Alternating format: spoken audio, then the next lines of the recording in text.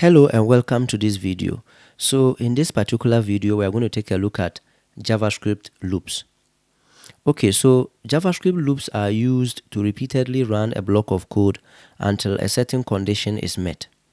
Now, when developers talk about iteration or iterating over, say, an array, it is the same as looping. Again, JavaScript offers several options for repeatedly running a block of code, and these include for loops, while loops, do while loops, and then many more. So the first type of loop we are going to take a look at is the for loop. Now, the for loop statement creates a loop that consists of three optional expressions enclosed in opening and closing parentheses and separated by semicolons, which are then followed by a statement to be executed in the loop. Then, the second type of loop we are going to take a look at is the while loop. So again, the JavaScript while loop statement creates a loop that executes a specified statement for as long as the test condition evaluates to true. So as far as a while loop is concerned, the condition normally is evaluated before executing the statement. Then finally, we are going to take a look at the do while loop. And so the JavaScript do while loop statement is used to create a loop that executes a specified statement until the test condition evaluates to false. Now, the condition is evaluated after executing the statement, and this will normally result in the specified statement executing at least once. So now that we've seen these three loops, let's head over to our code editor and we are going to see how each of the loops work. Okay guys, so as usual, I have my Google Chrome browser opened on the left hand side, and on the right hand side I have my VS Code editor. So all our output is going to be displayed in the browser's console, and we are going to start off with the for loop. So let's go ahead and create a variable, and we are going to call it output, and we are going to assign it the value of an empty string for now. Now let's end this with a semicolon, and let's go down and we are going to create our loop using the for keyword. So we are going to say for, and we will have our opening and closing parentheses.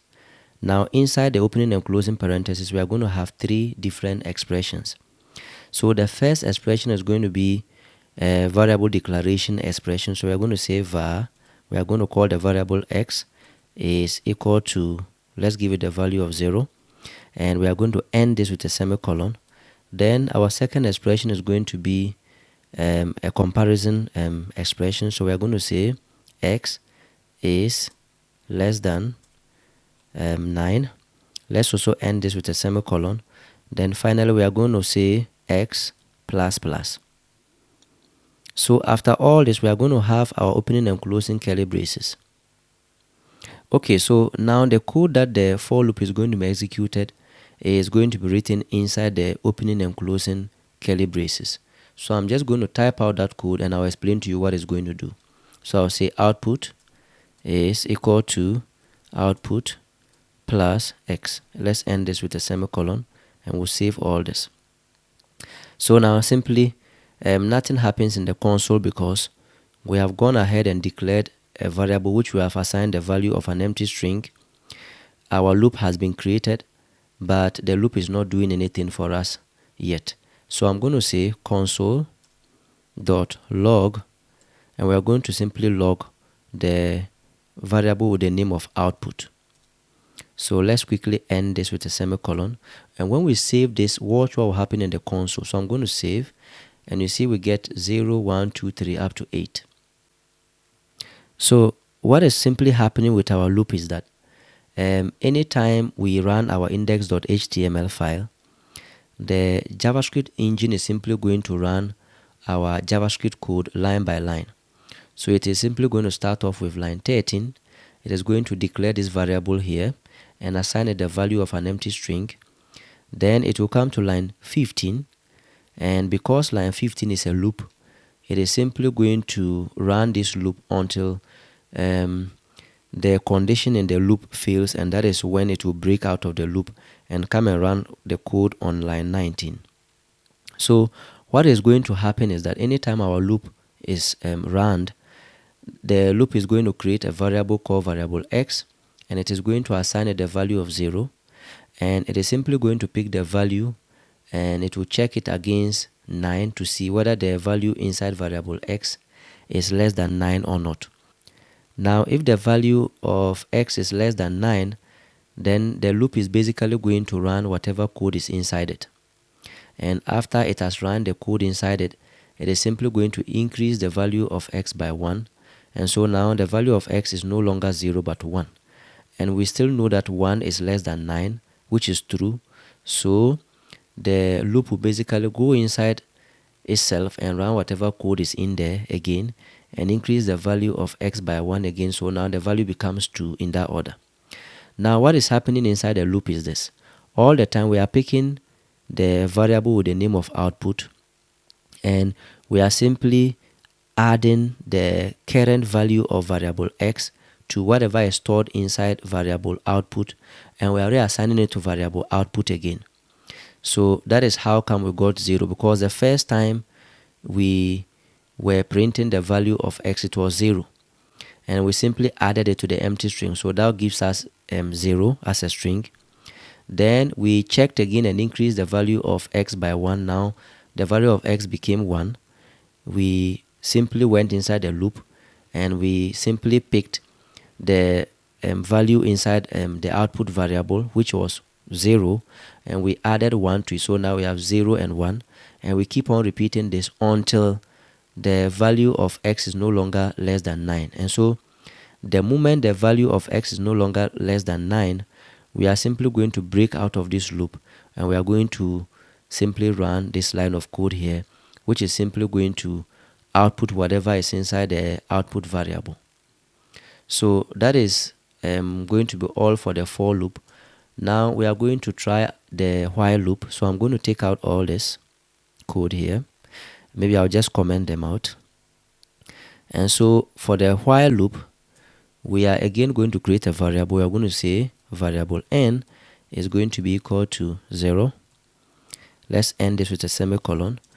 So now let's create our while loop with the while keyword. So I'm going to say while, and we are going to pass a condition. So while n is less than, let's say 3, we would like our loop to do something. So let's have our opening and closing curly braces. Let me scroll down a bit here. So while the value of n is less than 3, first of all, we are going to increase the value of n by 1. So I'm going to say n plus plus, and I'm going to end this with a semicolon. So now when we save this, nothing is going to happen. You can see the console has been cleared. So let's go below our loop, and we are going to say console.log, and we are going to simply log the value of n. Now let's end this with a semicolon. So when I save this, what is going to happen is that we are going to see 3 inside the console. So let's save it, and you can see that we got 3. So our JavaScript engine is simply declaring a variable called variable n. It is assigning it the value of 0, and when it gets to line 23, because it is a loop, it is simply going to ask whether the value inside variable n is smaller than 3. And once that is true, it will go inside our loop and execute whatever code that is there. So the value inside variable n is 0. 0 is less than 3. So it will come inside the loop, and inside the loop the statement says that it should increase the value of n by 1. So now the value of n is 1. So it will simply come here again and check whether 1 is less than 3, and of course 1 is less than 3. So it will go inside here again, increase the value of n by 1 again. Now the value of n is 2, and 2 is less than 3. It will come here, increase the value of n by 1 again. Now the value of n is 3. When it comes inside here, now the value of n is no longer less than 3, because 3 is not less than 3. So what is going to happen is that the program is simply going to break out of the loop. It won't go inside the loop again. It will simply break out of it, and that is how come it comes to where the console statement is written, and it will simply print whatever value is in there. Now if you remember, the value that was there was 3, and that is how come it had to break out of the loop. So it will simply go ahead and print the value of 3, and that is how come we got a 3 in the console. So basically that sums it up for the while loop. Okay, so now let's take a look at the do while loop. So we are going to create another variable called result. We are going to say result, and this is going to be equal to an empty string. Let's end it with a semicolon, and let's go down here, and we are also going to declare another variable called variable I, which is going to have the value of 0. Let's also terminate it with a semicolon. Now let's create our do while loop. So we are going to use the keyword do, and we are going to have an opening and closing curly brackets. Now down here we are going to give a condition, so while, and we are going to have an opening and closing parenthesis, and the condition we are going to pass in there is going to be I is less than 5. So let's end this with a semicolon, and we are going to simply say our loop should pick whatever is inside variable I and add 1 to it. So I'm going to say I is equal to I plus 1. Let's terminate this with a semicolon, and we'll go below it, and we are simply going to say result is also going to be equal to result plus I.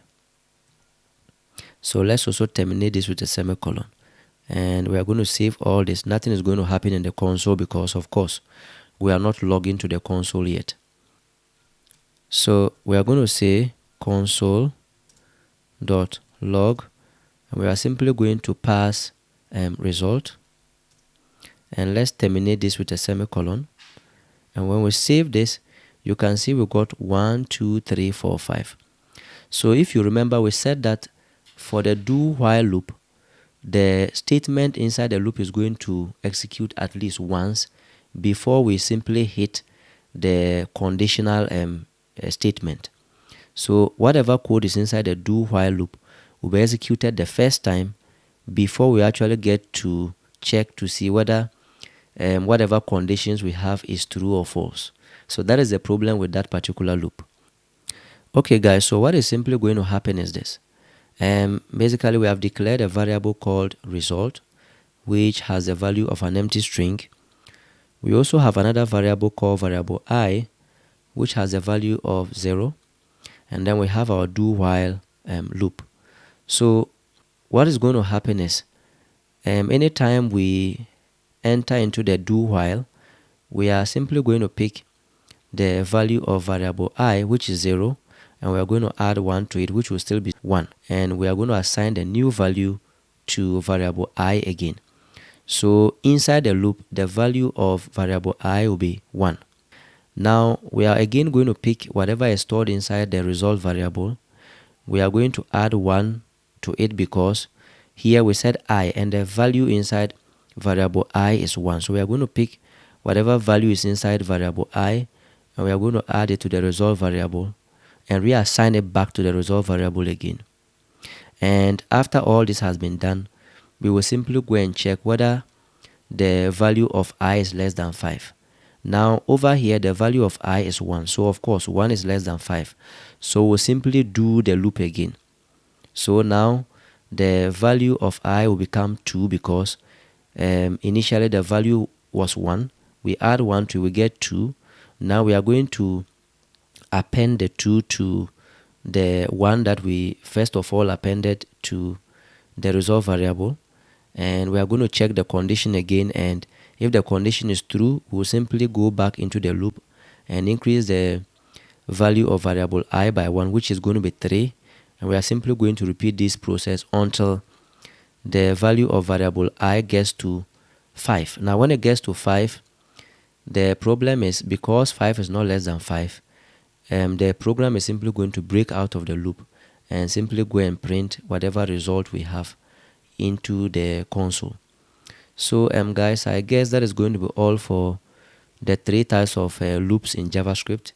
Basically what I want to say is these are not the only types of loops we have in JavaScript, but these ones are very, very popular, and I want to say that that is going to be all for this video. And if you enjoy these videos that I create, I urge you to click on the subscribe button because it encourages me to create more of these kinds of videos. And if you have any questions at all, I urge you to leave it in the comment section below.